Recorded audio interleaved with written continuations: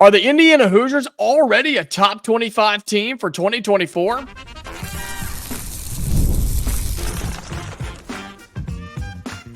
You are Locked On Hoosiers, your daily podcast on the Indiana Hoosiers. Part of the Locked On Podcast Network, your team every day. Welcome in, it's the Locked On Hoosiers podcast. I'm your man, Jacob Goins. I appreciate you being here, making this your first listen each and every day. We are part of the Locked On Podcast Network, which is your team every day. I want to start this episode by first saying thank you to all of you who are watching on the YouTube. Of course, thank you to all my listeners on audio for tuning in each and every day. But on YouTube, we have passed 2,500 subscribers. So thank you so much for that. If you have not done so, please subscribe if you're coming back, if you're an everydayer, or if you're new here and you like what you hear over the next 20, 30 minutes, you can subscribe then as well. But wanted to say thank you very much for 2,500 subscribers. And you know what the drill is now. We go towards 3,000. So thank you very, very much. As we get closer to the 2024 Indiana basketball season, and I know it seems crazy, but we're just a couple of months away. We're in the middle of May. You'll have June, July, and August of the summer. Football season will start.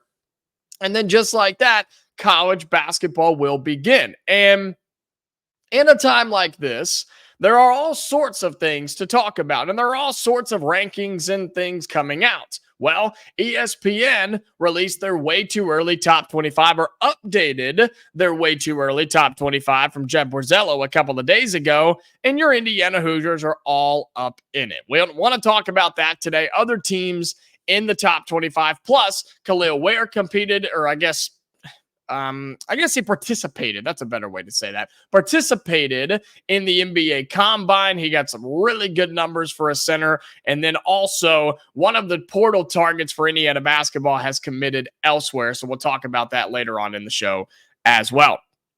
So an update on the way too early top 25, and Indiana is in it, okay? We'll kind of go through, talk about some of the Big Ten teams, talk about Indiana as well. Kansas at number 1, Houston is number 2, Gonzaga 3, Baylor 4, Iowa State 5. You have Alabama at 6 because you are, as of right now, they're waiting to see if Mark Sears comes back. And if he does come back, they're a top 10 team, no doubt about it, with the transfer portal class that they've brought in. UConn at 7, Duke at 8, North Carolina at 9, Arizona at 10. You move into the teens, Texas A&M at 11, Auburn at 12. You have Purdue at 13, Marquette 14, Florida at 15, and there we are, Indiana at 16. Okay, so we are the 16th ranked team in the preseason way too early top 25.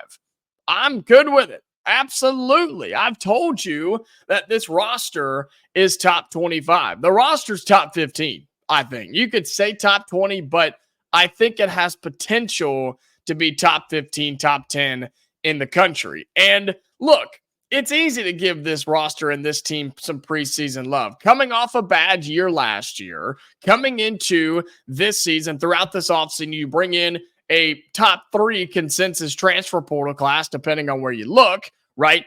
Indiana is easy to kind of hop on the train and just see where it goes. Think about an outsider that looks at this team right now. They're like, wow, look at what's going on over in Bloomington. Let's see what happens. Let's give them a little love, right? Let's blow on the flame a little bit and see if it catches fire and see if it does anything. That's pretty much where I think a lot of people are with this Indiana squad. They know there's good talent. They know they have guys coming in. They know there's good guys returning. And they know that last year didn't go the way it was supposed to. And there was a lot of drama at the end of the season last year. And so I think people are just curious and really just want to know what's going to happen here. And I think a lot of us are in that boat too, right? I think a lot of us are sitting here and saying, okay, is this a top 25 roster? Yes, absolutely. Can this team win games in the Big Ten? Yeah, I think they can. But can they move on to that next step? Can they take that next step from a year ago and truly compete for the Big Ten title and make it to the NCAA tournament, right? Make a run in the Big Ten tournament, make it to the Big Dance, and then make a run there. Those are all the questions that we have to figure out. But here's what Borzello says in his little snippet about Indiana as a 16th team in the preseason, way too early, top 25. The winners of the first wave of the portal season, the Hoosiers landed Arizona transfer Oumar Ballo, the top-ranked player in the portal, as well as the top 15 guard transfers Myles and Cannon Carlisle. 3 starters also returned: Malik, Reneau, Mackenzie, Mgbako, and Trey Galloway. They added Illinois transfer Luke Goody to address their shooting woes, although another perimeter sniper with size could help. And here's his projected starting lineup, which is nothing different than what we've told you here on Locked On Hoosiers. Myles at the 1, Cannon Carlisle at the 2, Mackenzie Mgbako as the 3, Malik Reneau at the 4,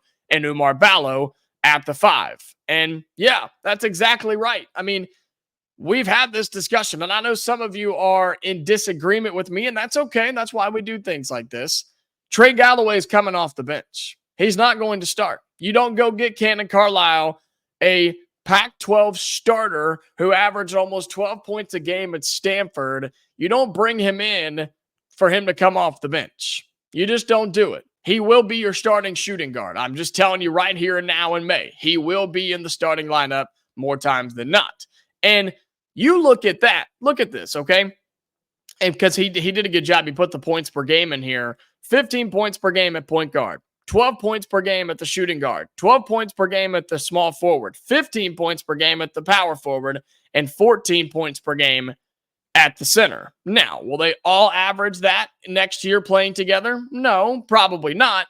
But they're all averaging double digits. That's fantastic. That's coming into your starting lineup this season. Once it all gels and comes together, yeah, this roster is going to be phenomenal. And I absolutely agree that Indiana is a preseason top 25 team. And I know it's way too early, and they'll have their official preseason rankings, and all the different sites and everything will come out with theirs, and that's fine. And we can compare and contrast those as we go. But the overall agreement is this Indiana team is good, and they're going to be good. The question is now, how good? And I'm excited to see what that looks like. So some of the other Big Ten teams that are in this top 25 really quickly. I mentioned that Purdue, they've got them, where did I say, 13? Yep, they got them at 13.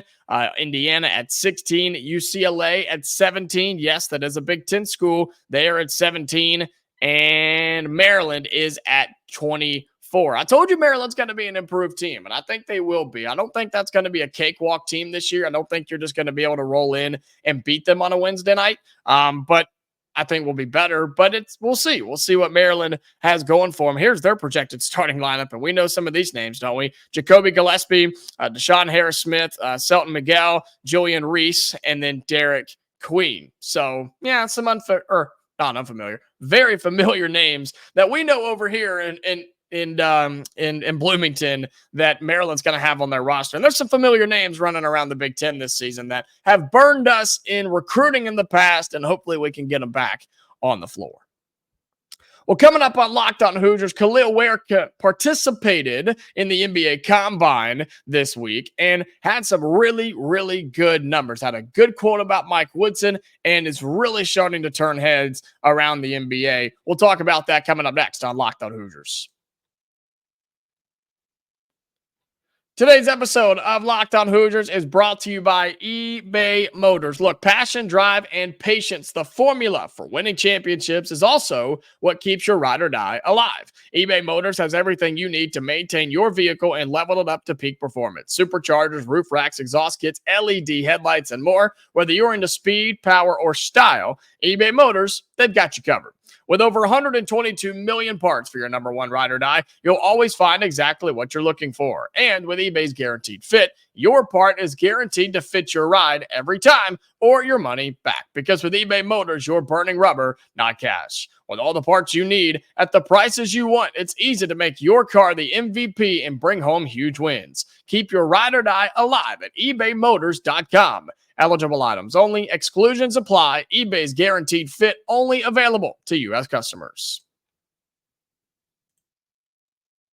Welcome back into Locked On Hoosiers. Appreciate you being here, making this your go-to spot for all things Indiana athletics. Again, if you're on audio, be sure you follow us on there, subscribe if you can, turn on notifications so you never miss a new episode of Locked On Hoosiers. And thank you again to all of my video YouTube watchers each and every day. Be sure you like this video, send it to your family and friends, and subscribe to the channel if you have not done so.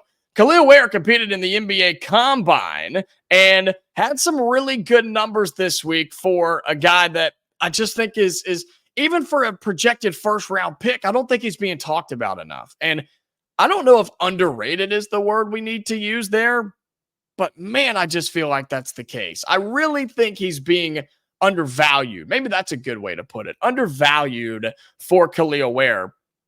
And I want to read you some of his numbers and had just really, really good results at the NBA Combine.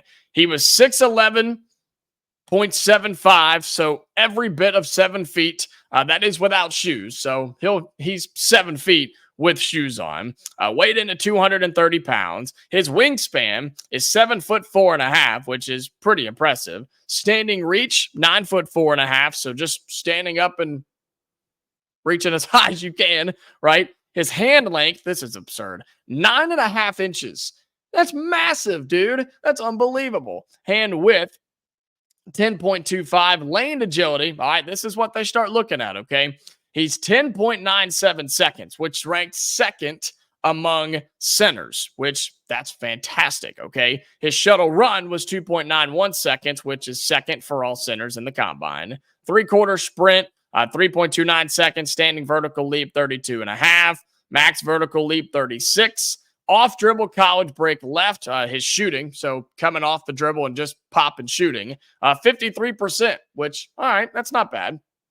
On the move shooting, 36%, okay, and corner shooting was 44%. He did not participate in any of the scrimmages that happened there at the combine, so his numbers are not going to blow you away, but he did what he had to do. He had a really good combine, I think, and he began to turn some heads, and people are really starting to notice who Kel'el Ware is, right? He's still projected by most accounts to be a first-round draft pick. I have a sneaky feeling he won't go in the first round, and I have no insider information. I have nothing to back that up other than just a weird gut feeling that people are maybe going to be hesitant on him for some reason. I don't know why. And it could be a size thing. It could be the lack of shooting production so far for him.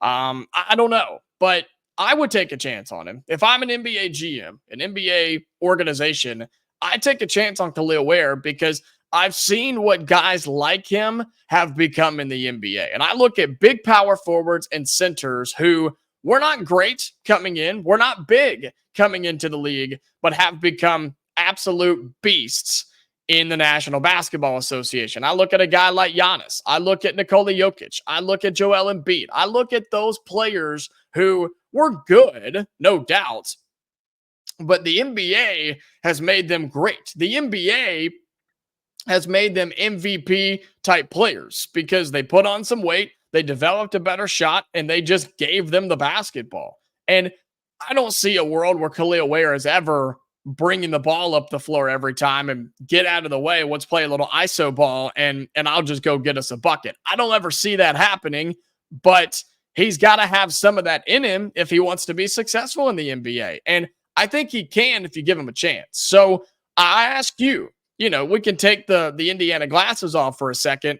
Do you give Kel'el Ware a chance? Would you use your first round draft pick on Kel'el Ware? I would. I absolutely would do it. But I'm not an NBA GM, and I definitely don't make as much money as those guys do. So there's a reason they're doing that, and I'm doing this.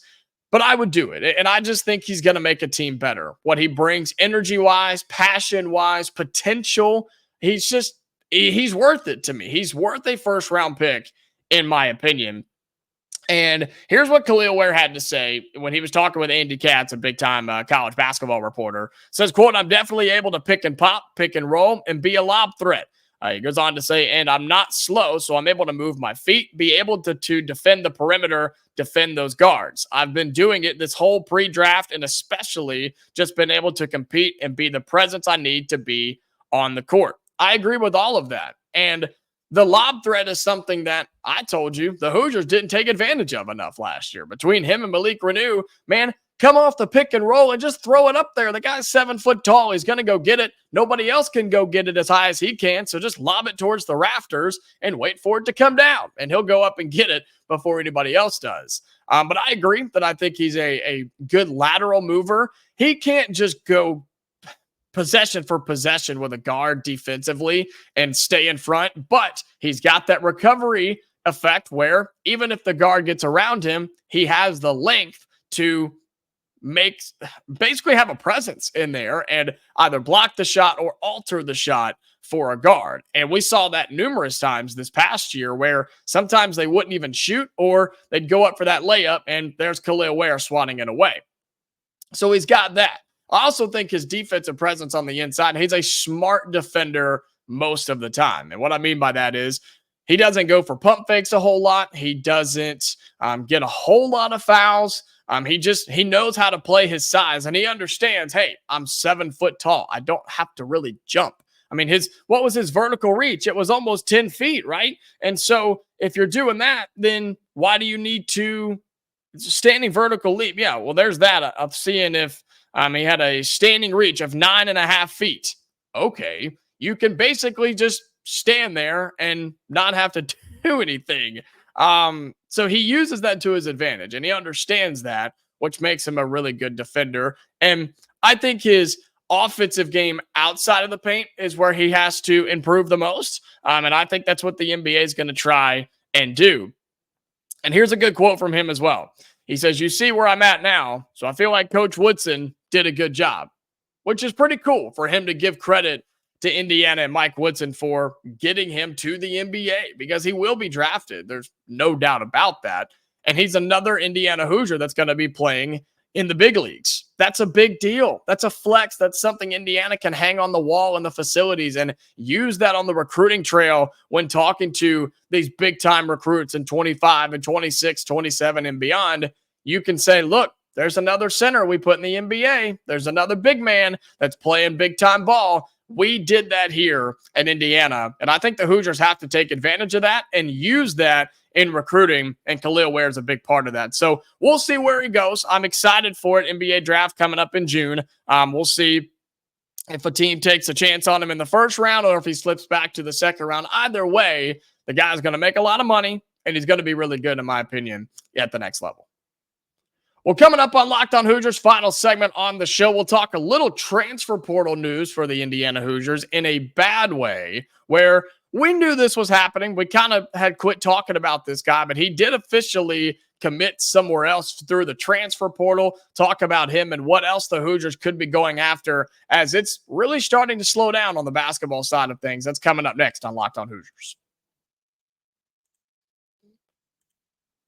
Today's episode of Locked On Hoosiers is brought to you by Game Time. Look, Game Time is an authorized ticket marketplace of the NBA, which makes getting playoff tickets even faster and easier. Prices on the Game Time app actually go down the closer it gets to tip-off. And look, I can tell you that firsthand. You go up. We've made so many just last-minute impromptu decisions of, hey, let's go to this concert. Let's go to this sporting event. And the tickets are cheaper at the time of the event than they ever are beforehand. With killer last-minute deals, all-in prices, views from your seat, and their lowest price guarantee, Game Time takes the guesswork out of buying NBA tickets.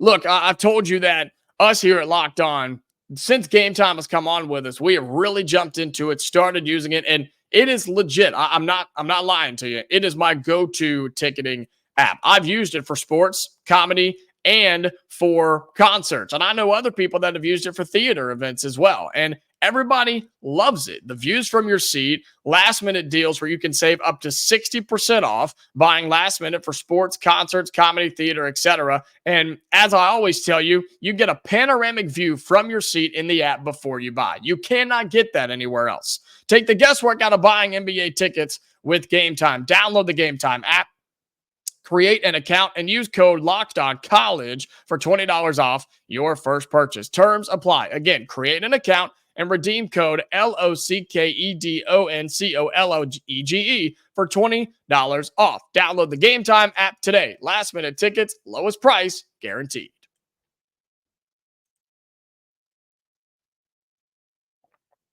Final segment here on Locked On Hoosiers. Appreciate you being here, making this your go-to spot and your first listen each and every day. And thank you for making that so. A little bit of an update in the transfer portal for Indiana basketball, where another name has come off the board in terms of guys that Indiana is no longer going after because this guy has committed somewhere else. That's right, Nikita Konstantinovsky.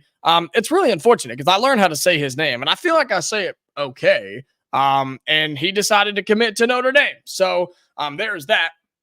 And as I mentioned, this is a guy that we had kind of slowed down on talking about because it had started going a different direction. Indiana just, it wasn't really going to happen here. And he commits to play basketball at Notre Dame. And so the big question is, okay, well, who is Indiana still going after? Remember the name Langdon Hatton from Bellarmine? I think he's still on that list. I think he's somebody that the Hoosiers are trying to go and get as a three-point shooter out of the transfer portal. And then from UT Martin, the Muhammad kid, 6'9", 245-pound forward, averaged 11 points, 9.5 rebounds, 2 assists, and almost 1 block per game last year as a senior. So he would bring in that super senior year to wherever he goes.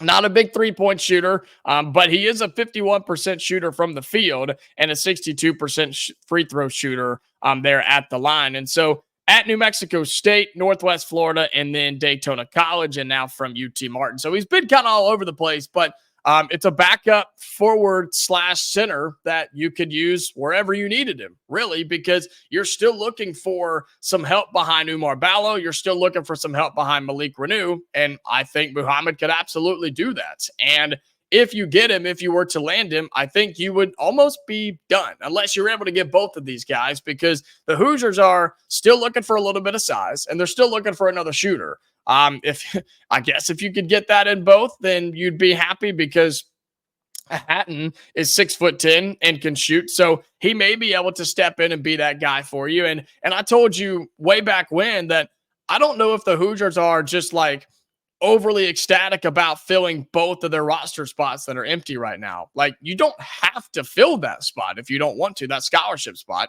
You can leave it open and just kind of use that as whatever you want it to be and need it and use it at a necessity if you want, I guess. But I don't think they're just overly concerned. We've got to fill those spots, got to fill those 2 spots. If we don't, we're in trouble. I just don't think that's the case. I think the Hoosiers are fine. I think they are just looking for a little bit of support. I think we're just looking to get one guy that fits the system. And if you get 2, great.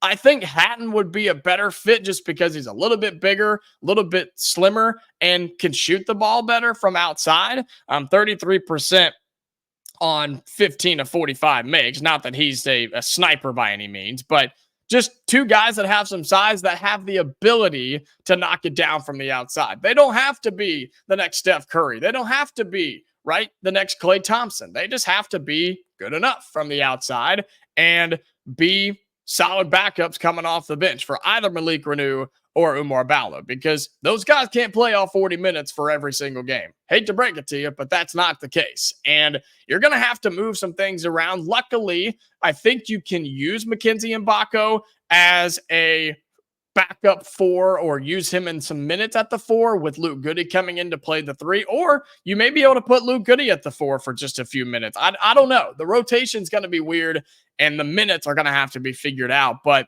this team and this program for the Hoosiers, they've done all their heavy lifting in the portal. We talked about that today. They've done their heavy lifting. They're done in terms of making big splashes in the portal. Now it's just, all right, who can we get? Who can we pick up that, yeah, sure, they'll make us better, and they can come on and be a part of this team and try to be a part of something special in 2024 and 2025. That's basically what the Hoosiers are after now.